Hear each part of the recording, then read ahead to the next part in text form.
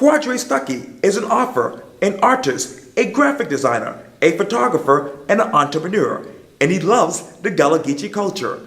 I sit down one-on-one with Quadre for a special edition of Quintin's Close-Ups. And be sure to download the free Quintin's Close-Ups app in your Apple or Google Play stores. Well, Quadre Stuckey. Yes, sir. How you doing? Good, and yourself? Everything good. Can't complain. Yeah, that's good to hear. Thank you. Thank you. Oh, you're welcome. Well, I understand that obviously you're a graphic designer. Yes, sir. You're a musical artist. Yes, sir. You obviously are an artist. Yes, sir. Yes, sir. You sell artwork. You do photography. Right. How would you describe Quadre Stuckey that is these days? I just say like man with the plan, just a go-getter, just make everything happen. I say anything that you believe in, just believe in yourself, go after it. Hard work, dedication, it's all gonna pay off. It's just the fact of, not giving up when things get hard. So I would just probably say, just a man that goes after, his dreams, his passions, his goals, and likes to see others succeed along with him. And from your website it says this: I am a graduate of the Charleston Art Institute, South Carolina. I was reared in Mount Pleasant, South Carolina, with the teaching of my grandparents, Henry and Patricia Washington, who taught me a great deal about my Gullah culture. I am very passionate about creating art on canvases and through music. As we sit here right now, what is the state of the Gullah culture in your mind? I would say like it's coming back. It's like rebuilding.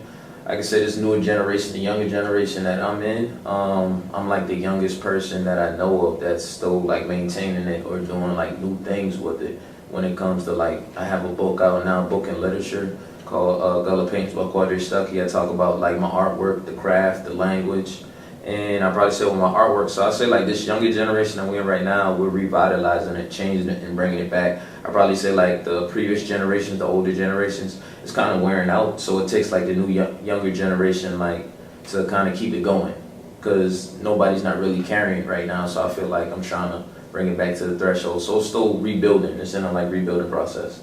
And as we sit here right now, what letter would you write to your grandparents, Henry and Patricia, about you? The letter I would write probably be like just thanking them, kind of just showing them, how it is to, like be a man, especially the black man in America with everything that's going on.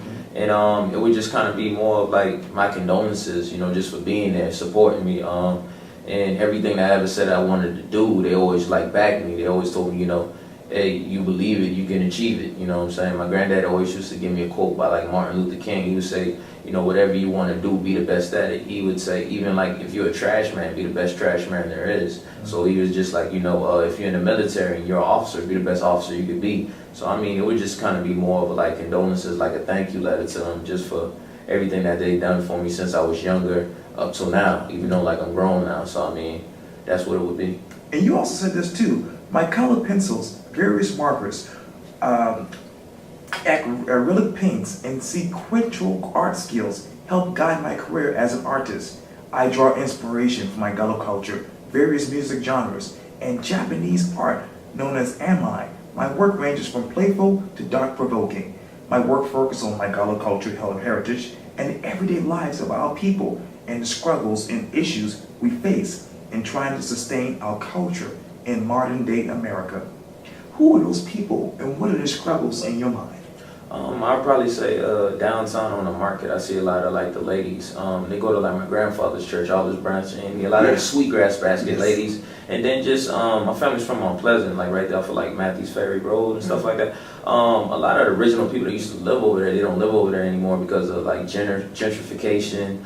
Like property tax and land, the prices going through the roof, and they're not being able to afford it, so they're being pushed to move off that land. So I say it's kind of like the daily struggles of like life and society. It's kind of like, the people that actually lived on the land can't even, keep it in their family or keep it to grow and maintain, because just everyday struggles to say like politics or just taxes and everything just rising on them, and them not able to have like the actual finances they need to keep, their property, so they're losing it. And then let's say like downtown, like a lot of the ladies that make sweetgrass baskets, they've been down there for like 20 plus 40 years, and a lot of them, they're losing their spots down there to like newer vendors that are like, just fresh from like not even from Charleston, from like up north coming down, just taking the spots and stuff like that. So I probably say that's like my big inspiration, you know, like inspiring them even though they're older than me, but just showing like it doesn't matter as long as you put your mind to it and you start to, you know, work hard and believe, it'll little by little, step by step, everything adds up to the bigger picture.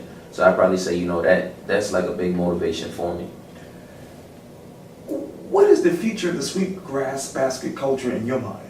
I probably say the future of it right now is most likely, I say, growing into something bigger, like taking it international, because I know right now you can only really get it here in Charleston. Right. So, I mean, I think it's just the fact, like I have a friend named Corey that works down there on the Sweetgrass Market. I know you probably familiar with him, everybody knows him. So, I mean, him and a couple of the other ladies, you know, like Miss Beverly and stuff like that, I probably say just them marketing it online, getting into other vendors and stuff like that's not in the state of South Carolina, you know, let's say like Florida, up north, New York, maybe West Coast, you know, because West Coast is a whole different culture. Just pushing that further all around, you know, like the country. I say like that's where we need to take it at, because expose those people to it so they'll want to take a part of this history over there with them. So we kind of keep it thriving, going and building, because it's about network, growing, and expansion. And you also said this too. In this exposition, I propose to display artwork that reflects the vibrancy, rich heritage, and experience through the reflections of my grandparents' legacy.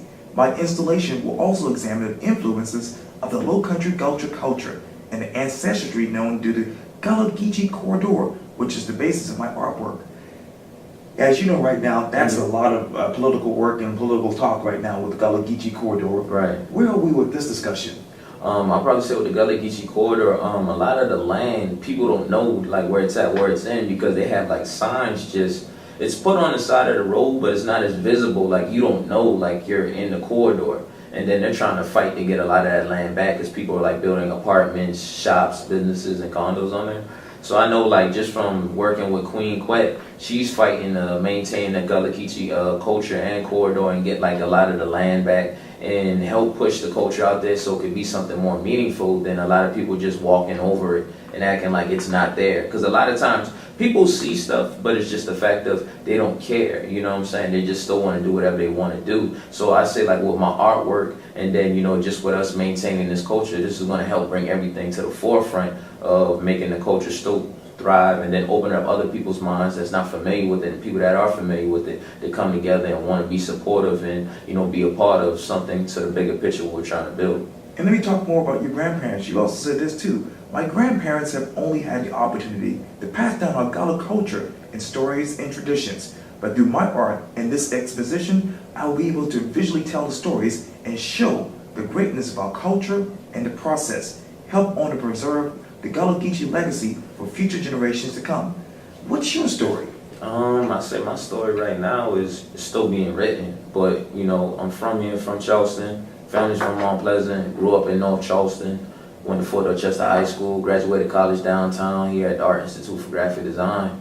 And I probably say, you know, just from there, I just hit the ground running. I said, you know, I wanted to be an artist. I wanted to make it happen. So, like, you know, when starting out or, you know, believing, doing your own thing, a lot of people don't want to be supportive, or a lot of people, you know, there's going to be haters and doubters that doesn't believe in you. But I just say, just keep on believing in yourself and doing what you're supposed to do. So I just started putting my artwork online, whether it was like graphic design, my paintings, my music, my cologne, just a little bit of everything. And then gradually people started, you know, tending to it, wanting to buy it, wanting to be a part of it. I started doing shows, started, you know, selling my products. And, you know, it just kind of took off from there. I did recently the Big Gullah Geeche Festival back in August with Queen Quet. I just published a book back in March this year. It's my first published book. I got another one I'm working on, 2 on the way, so like a part 2 coming. My artwork is selling, you know, I sold like over 2,000 paintings so far, 400 copies of my book. Great. And, you know, I'm still writing my story right now. There's still a lot more things that I want to do, but I probably said my main message is, you know, no matter what, always believe in yourself. Don't let nobody talk you out of something, tell you it's impossible, you can't do it. Because, I mean, that's just them trying to put their limitations or fears on you. Like, you shouldn't allow that to happen. Always believe in yourself, always put God first, and then just watch how everything else unfolds. Because if you believe in yourself and you go after it and you know you can do it, you can achieve it and make it happen. So, I mean, just always stick to your guts. Don't let nobody talk you out of anything. Because, you know what I'm saying, you know what you want, follow your heart, follow your passion, and watch everything else unfold. And you just mentioned this, you're an author, you're an Right. artist, you're an entrepreneur, Yes. you're a photographer, you know, you do freelance work. Which one of these careers describe you? The most? To be honest, I would say art, because if you look at all these are different types of art forms, because art is everything. When it comes to like painting a picture, that's art. When it comes to designing like a book cover, that's art, because you got to take the paintings and design it in a certain type of, you know, setup or design or way. Same thing, just like, let's say like the shirt I got on. It looks like paint's been spattered all over the shirt. So I mean, I'll probably say just art in general, because everything is a form of art. So, you know, I'm an artist, and art contains everything. You know, clothing, that's a fashion designer, that's a form of art. You know, getting your house built, you know, that's an interior designer. You know what I'm saying? They got to design a house. So art is life, art is everything. What is it? Life reflects art, and then art reflects life. And if you could paint something on this whiteboard right here, how would you paint your future? How would I paint my future? I would probably say my future will kind of be like my shirt, bright, colorful splatters, and a little bit of everywhere, because I see myself traveling in different places everywhere. Like recently, I just came back from a trip a couple days ago. I went to like 4 or 5 different countries, and it kind of opened up my mind to see certain things. I learned more about like my ancestor history, roots, and then, you know, just the native people that's there. So I mean, I want to do a lot more traveling, a lot more connecting and networking, a lot more art to kind of take it back with me to those different countries when I go visit again. So I mean, I'm just ready, you know what I'm saying? I just love my life to the fullest, like no limitations.